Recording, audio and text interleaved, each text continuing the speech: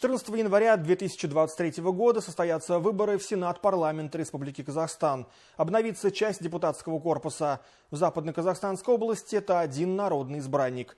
Соответствующий указ президентом подписан, началась подготовка к предстоящему политическому событию. Выборщиками являются депутаты районных, городских и областных маслихатов.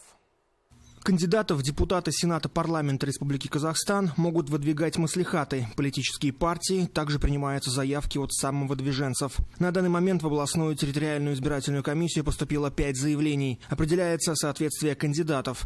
Это гражданство Республики Казахстан, проживание на территории страны в течение последних 10 лет и не менее 3 лет на территории Западно-Казахстанской области. Кандидат должен иметь высшее образование, отсутствие судимости, предоставить декларацию о доходах. На заседании комиссии рассмотрит поданные пакеты документов всех 5 кандидатов.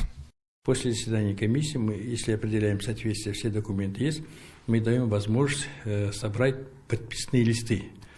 И каждый кандидат, будущий кандидат, должен собрать не менее 10% от общего числа депутатов подписи. Как собрал все эти документы, должен 900 тысяч тенге взнос должен платить.